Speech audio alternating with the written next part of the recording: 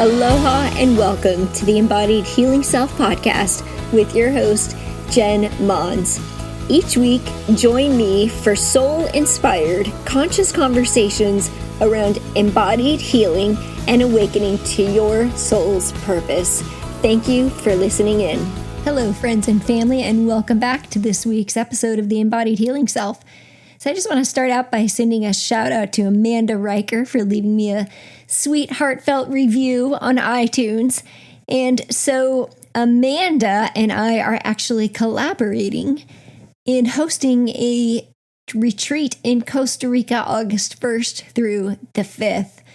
We have tons of exciting things planned for you, some special workshops, and we are calling this Align and Amplify for a soul-fueled adventure. So for more details on that, you can take a look at my Instagram profile or events on my website. So today I want to talk about creating sacred space. Some of you may remember that a couple of weeks ago we talked about the Embodied Healing and Empowered Living Collective, which is in full swing right now. We have a sacred circle of sisters coming together to support one another with my guidance and inspiration through the Embodied Healing Empowered Living 12-course program for the year. So when we come together, the first thing that we did is we identified our big why, our vision. And the invitation for you listeners is to check out the Dream Life Meditation. It's one of the tools that we use to take ourselves into a place of feeling, allowing, and receiving what it is that really matters to us and the vision or the dream that is within us that is possible. One of my mentors, Amber Lillystrom, taught me that if the dream is in you, it is for you. And so that Dream Life Meditation really allows you to connect with the dreams inside of you.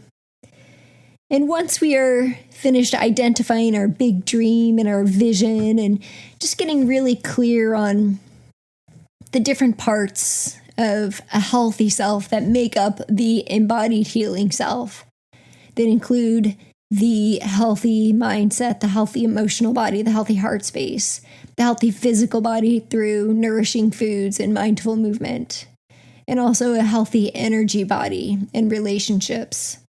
We move into module 1, which is create sacred space. And this is where everything begins. This is the foundation. You might also remember a few weeks ago, Allow Fear to Be Your Guide, where I talked about 3 ways to know if you're ready for change. Before we're about to step into an expansion, we often feel contracted inside. We feel resistance. And there are many teachers that will share that the obstacle is the way. It's the path towards personal growth. And chances are, if you're listening to this podcast, you're already a person who is curious about what that path might look like. Maybe you're a person who believes that there is something wonderful, a gift waiting for you when you're willing to have the courage to take that path. And so the 3 things that can often show up when we know we're ready for a big transformation is, number 1, all of those old patterns and limiting beliefs are going to come to the surface. They might be something like this: I don't have the money, I don't have the time, I don't have the support, I'm not good enough, I'm not lovable, or I'm only good when I have to give it 100%. It has to be perfect or I can't do it at all. There is no halfway. I'm helpless. I'm stuck. Those can be some of the self-negative talk beliefs that get in the way. The second thing that can show up is then we start to experience self-doubt. So once we get through the limiting beliefs or the negative self-talk, and we realize that that's just a story, in our mind, then we begin to expand again, and then the self-doubt comes in.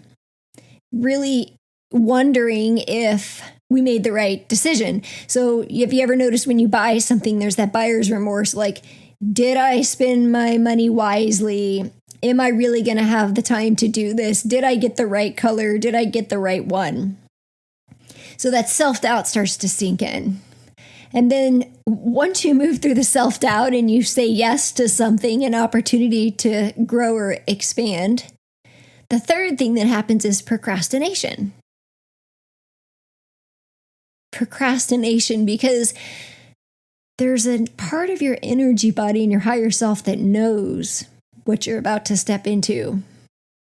And our lovely little ego likes to come in and keep us small and remind us of why we haven't made this choice before. And I see this pattern again and again with all the different women that I work with.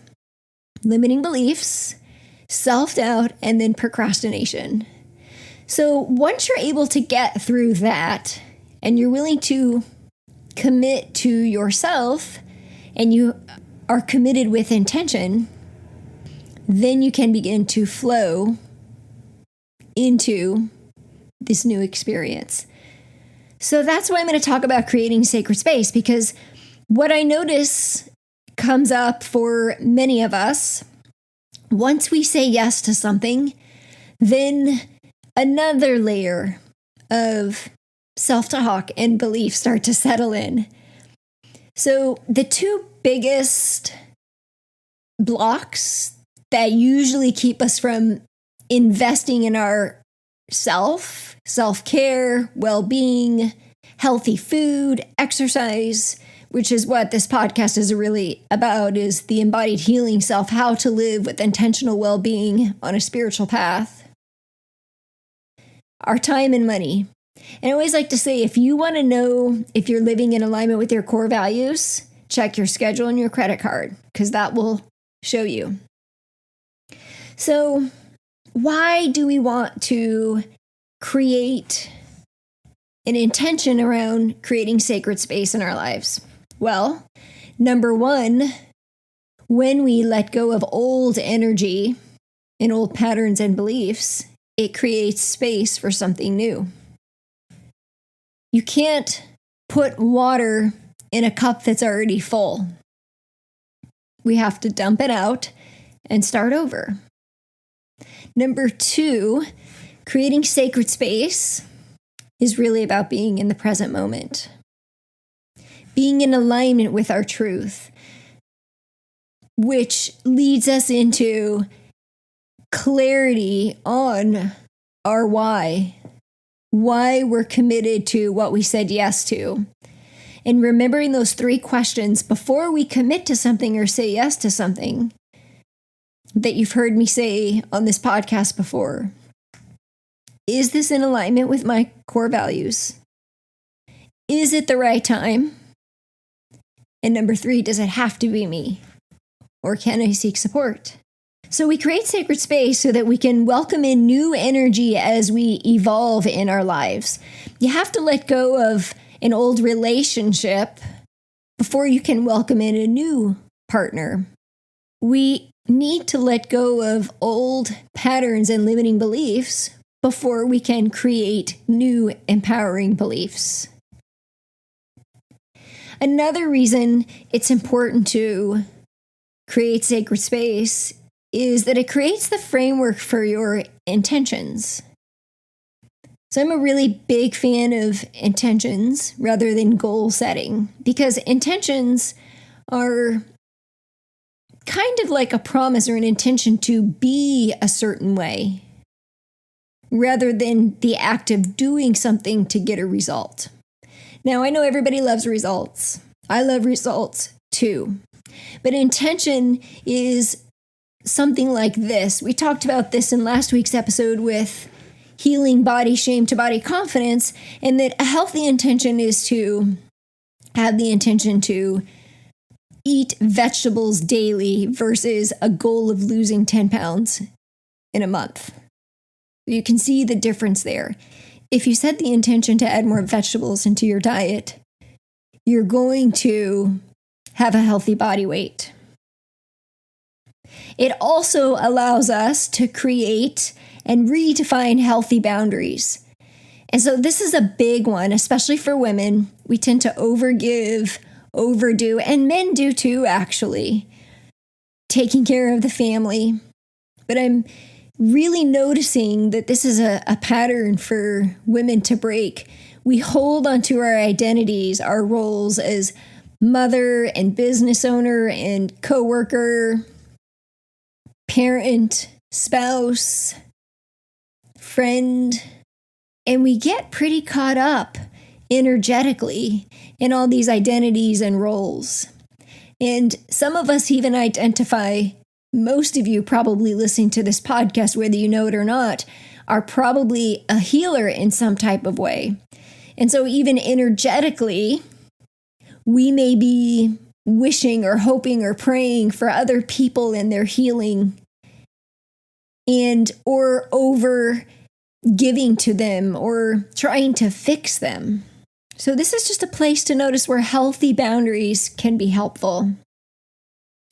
Creating sacred space helps us to understand our beliefs around time and energy. So I'm a big believer that everything is energy. Time is energy. Money is energy. Relationships are energy. Food is energy. We may want energy for our well-being. We may want financial energy to purchase something, to live, to survive, to buy food. Energy can show up in many ways. And each of us have a different belief around time and energy. Are you a person who says, I don't have the time? There isn't enough time. I'm too busy? Because my thoughts on being too busy are that you're misaligned. It's really about the choice you're making. So when you're saying that you don't have the time, what you're really saying is that it's not a priority to you. So just say that. Just say, right now it's not a priority to me. Because everybody has the same 24 hours in a day. When you say, I don't have the energy to do something, what you're saying is, I'm misaligned. I'm not choosing to use my energy in alignment. You may be giving in one area too much, or maybe you're not receiving, you're not nurturing, you're not nourishing. You're not receiving love, you're not receiving compliments, you're not receiving healthy food. So it's a check around your beliefs around time and energy. It helps us to create a healthy mindset, to cultivate and commit to change in our life through inspired action steps, which takes us beyond the vision board. Vision boards are great for dreaming about everything that we want and creating inspired action steps, but to go beyond the vision board, it's in the power of the mind and feeling the experience. Being in alignment, living in alignment with the truth that you want to call in. And then, of course, kind of the bow on the package is that there's so much value in our self-worth through self-reflection and just being really clear on how we're showing up. So that's kind of the why we want to create sacred space before we can welcome in or call in something in our life that we want. Maybe you want to call in your life partner. You want to call in more financial abundance. You want to call in physical healing. You want to call in a mentor or a teacher. These are some steps that will help you get there that I'm going to share next. So number one is identifying your beliefs around time and energy and just getting really clear about what are your beliefs? What are your beliefs around time and energy? Is there enough? Are you too tired? Do you feel overwhelmed? Do you have low energy? Do you have a ton of energy? What feeling or emotion do you believe is getting in the way with how you want to feel about yourself in your life? Because emotions are energy too. Number 2, identifying energy drains. This is huge.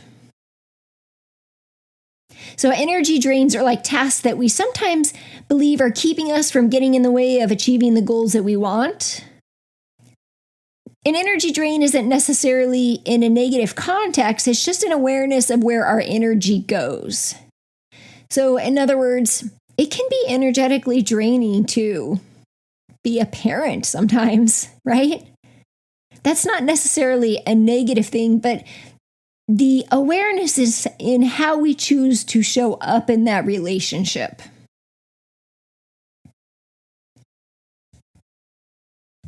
So identifying energy drains, and a good exercise to do this is called an energy drain or brain dump exercise. And what that looks like is taking a moment to, or maybe 15 minutes, to write out everything on your to-do list. Everything you think you have to do, like ever. So I do this maybe a couple times a year, listing out everything you have to do. And the way that I like to do it is I list personal, family, and business, because those are the 3 big kind of categories in my life. So anything in personal can include getting blood work done or doctor appointments or working out, maybe some home remodel or, picking out a dress for that event. Family includes, of course, anything that has to do with your kids, their doctor appointments, their school applications, their teacher follow-ups, their sports, their activities, their travel, and so forth. Business, of course, includes however that shows up for you. If you're a business owner, your list is probably going to be pretty long. If you're a coworker, if you're an employee, you've probably got a pretty good list as well as far as the things that you have to get done for your job. So that's how I personally like to divide it up. And then you go through the list and you label urgent versus important, or both. So some of you might be familiar with the Stephen Covey 7 Habits of Highly Effective People. This is one of the tools that he talked about in time management in his book. Labeling urgent versus important. For example, important would be take care of your health before it becomes urgent. Because once it's urgent, then it becomes a priority. Then we go through and we prioritize urgent versus important.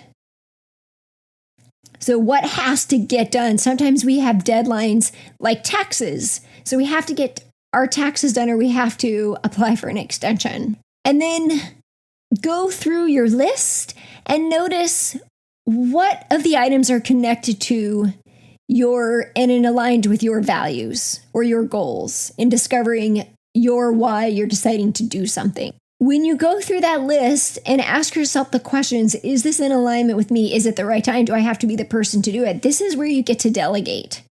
So do you have to do this task or can you delegate and ask for support? So if you're a business owner or a coworker or a manager at work, you might be able to delegate to a virtual assistant or to a coworker or to somebody who works for you. If you're in a relationship or a marriage, you might be able to request the support of your partner, your wife, your husband, your spouse. My husband loves the honey-do list. And then go through the list and distinguish between projects or tasks. So tasks are like a one-time thing. Projects are bigger that include multiple tasks. So, for example, a project would be a home remodel. Tasks would include picking out new tile, picking out new cabinets, picking out new sink, etc. A project might be to fill out a school application for your child.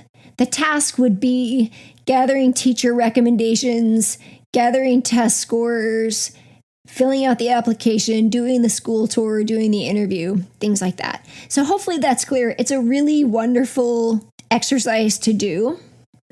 And it just feels really good to kind of clear that energy and just do the brain dump, do the energy dump, and get super clear on what really needs to get done. Because sometimes if a person's feeling overwhelmed or stressed, it's because they're trying to hold on to all these things that they have to do.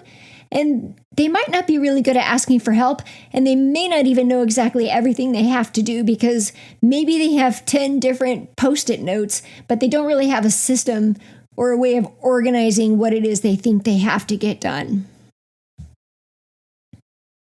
So the brain dump is a wonderful exercise, and if you're in a place where you want to create change in your life, then you need to get really clear about the level of commitment that you're willing to make. So we're doing this right now in our Sacred Sister Circle, the Empowered Living and Embodied Healing Collective, where we're getting clear on what is the time of the week that is most effective for you to commit to this self-work or this change that you want to commit. So if it's setting up a new exercise routine, what's the most effective time during your week to commit to this? What time of the day are you most productive and open to receiving new information? So like some of us are night owls. When my oldest daughter, her brain turns on at like 10 o'clock at night, and I'm just going to bed. And so some of us wake up ready to go and open to receiving, while others are really open to receiving at night.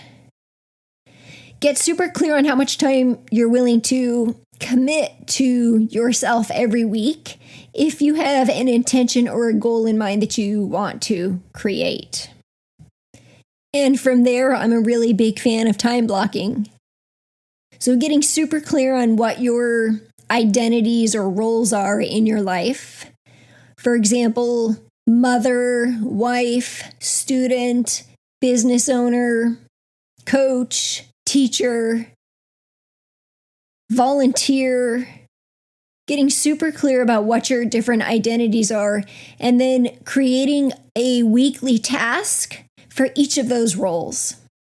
And noticing which of those roles are you creating a lot of tasks for? Are they out of balance? Are they in balance? Self-care, that should probably be an identity or role separate from self. There definitely needs to be, I think, an entity for your commitment to your well-being. So getting super clear about how you show up in the different areas of your life, creating a task for those, and then time blocking so that maybe, for example, one of the ways that I time block is that there are certain mornings where I am driving my older daughter to school. Her school is close to the health food store where I get my produce. So it's literally a minute away. So I drop her off at school, and on those mornings, I go grocery shopping. So I don't have to make an extra trip to go grocery shopping because I'm spending the 20 minutes in the car either way, or 25 minutes. So that's how I time block. If on Thursdays are my podcast recording day. So Thursdays is the day where I time block all of my podcast activities or training for my virtual assistant. If I'm really ahead, that is the day that I leave open for a connection or networking outside of doing my work. So I already have certain time schedules, time blocks throughout the week for specific tasks. And grouping them together, only having a certain time where you do specific tasks and trying to group them together is a very effective way to create more space and manage your time and energy in your life. So I'd love to hear what resonates for you. I hope that you find some of these tools helpful. It's just a really great way to be able to fully commit and break that pattern of procrastination, break that pattern of feeling stuck, and step into empowerment by creating clarity through a set of intentional tasks so that you can move forward and create what you want in your life. Thank you for joining me Check out the events on my page. This Costa Rica retreat, it's already half sold out. We just went live with it a few days ago. It's going to be such an amazing retreat at the Bodhi Tree Resort in August. So check it out. Send me a message if you have questions, and have a wonderful day. Aloha.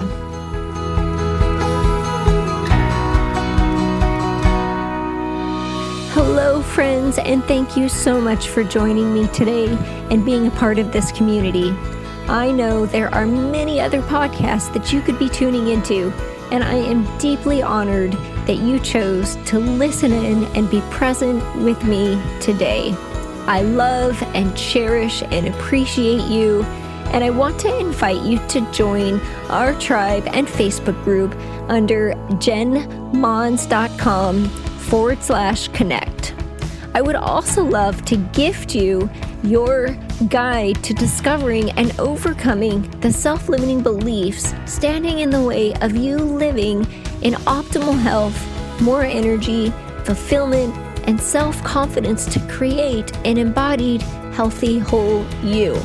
You can find this at jenmons.com/tribe. I also have one small request to help spread the love. In order for this podcast to show up in the feed of social media platforms of other like-minded people, we need reviews. So please head on over to jenmons.com/podcast to leave a review. You will also find other inspiring episodes on that page. So I personally read these reviews weekly and would love to give you a shout out and share your kind words with our listeners. You can find me on Instagram and Facebook as Jen Mons or The Holistic Coach with the W Holistic and Jen Mons, JenMons.com. Thank you so much and have an amazing day. Aloha.